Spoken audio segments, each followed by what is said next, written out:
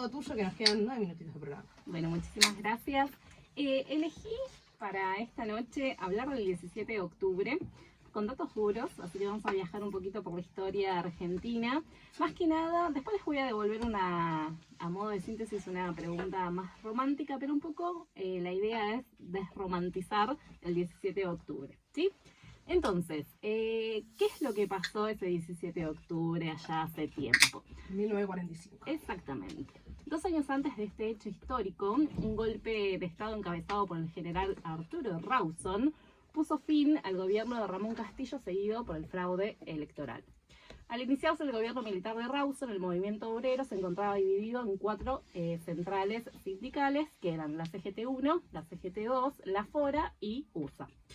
Y una de las primeras medidas de ese régimen fue intervenir, ni más ni menos, que los sindicatos. Obviamente. Como siempre, fue intervenir los sindicatos. Ante esta situación, los dirigentes de la CGT-2, cuya personería había sido suspendida por el gobierno, iniciaron contactos con, ni más ni menos, que Perón y Mercante, con el propósito de impulsar, la sanción de un conjunto de normativas laborales. Perón decidió entonces impulsar la creación del Departamento de Trabajo, un organismo que comienza a gestionar la relación del gobierno con los gremios y que en diciembre de 1943 alcanzó el rango de secretaría. Perdón, entre paréntesis, Perón en ese momento era un militar que estaba dentro del GOU, que son los que hacen este golpe de Estado del 43, y que era una persona que nadie conocía, digamos. Por supuesto, no tenía absolutamente nada que ver con lo que fue la figura de que después conocemos, ¿no?, de Perón. Claro, exactamente. Por aquel entonces Perón ejercía 3 cargos políticos, el de vicepresidente de la Nación, secretario de Guerra y secretario de Trabajo y Previsión.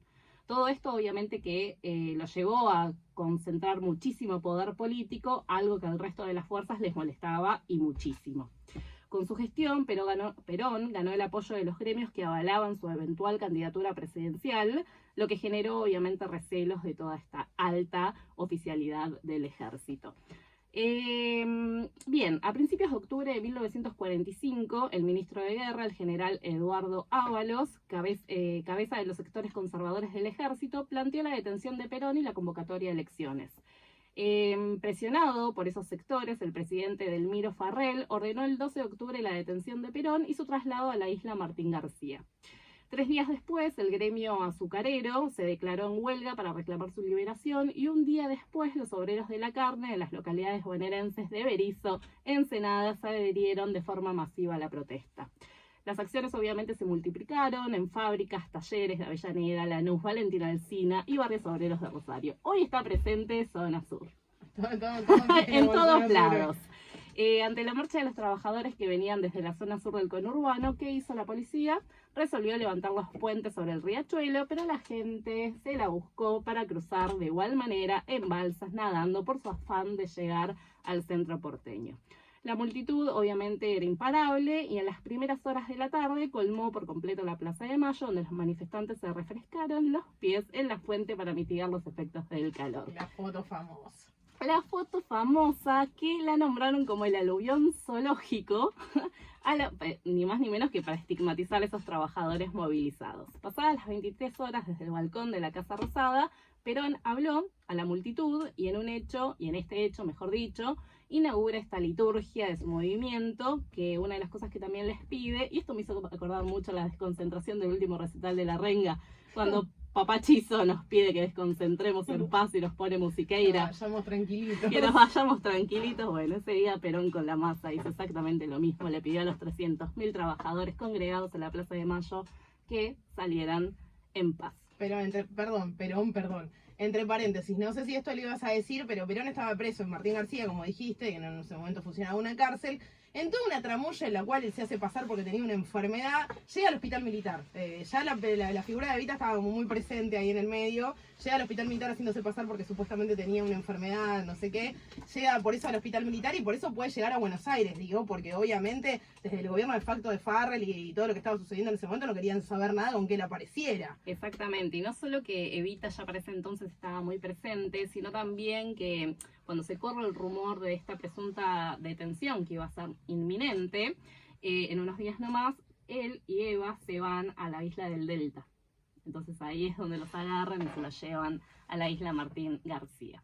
5 días más tarde, Perón se casa con Evita y su amigo Mercante asumió la conducción de la Secretaría de Trabajo y Previsión. El 24 de febrero, Perón se presenta como candidato a presidente y gana con el 54% de los votos. De esta forma, el 17 de octubre pasó a ser conocido como el Día de la Lealtad en la tradición peronista.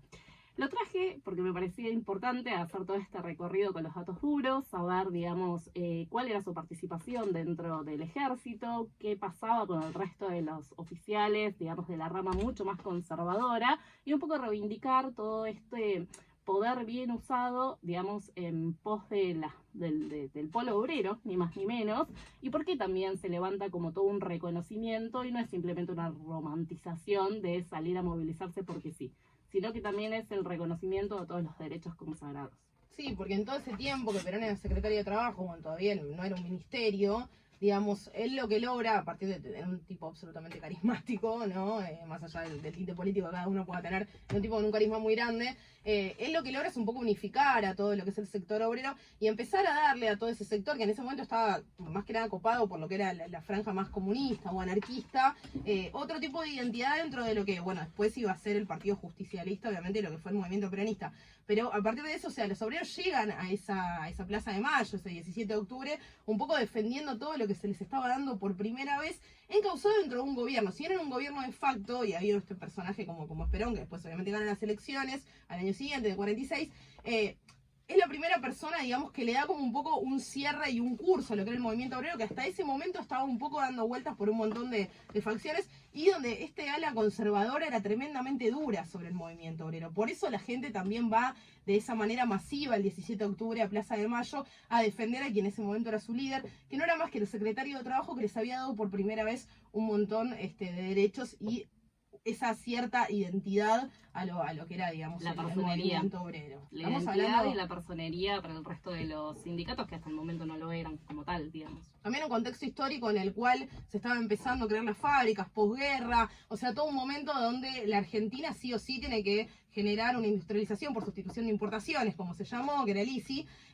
y lo tiene que generar casi que obligado, porque hasta ese momento la Argentina era un país que vivía de la exportación constante de carne, bueno, todo Exacto, lo que sabemos que sí, sucede en la década del 30, con el pacto Roca-Runciman, bueno, es una cuestión de la historia que es medio aburrida, pero la realidad es que a partir de ahí, o sea, el movimiento obrero también toma una gran identidad por esta cuestión de que el país se estaba industrializando casi que por una cuestión de una consecuencia mundial, porque veníamos de posguerra y no quedó otra, o sea, Europa estaba devastado, no había quien carajo venderle ni la carne, ni los ferrocarriles, ni todo lo que hasta ese momento se vendía, entonces no quedó otra más que industrializar y no quedó otra más que esos obreros tomaron una cierta identidad a partir del personaje. Estoy corriendo, no tenemos tiempo, perdón. ¿Qué representa el 17 de octubre, Lili Malón?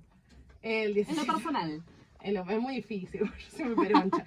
En lo personal creo que, digamos, sacando, digamos, lo que es más ideológico propio, y ahí sí me corro de lo personal, creo que a nivel país identifica esto, digamos, una situación de lealtad hacia un movimiento y hasta la primera vez que se le da identidad a lo que eran, digamos, las clases más bajas.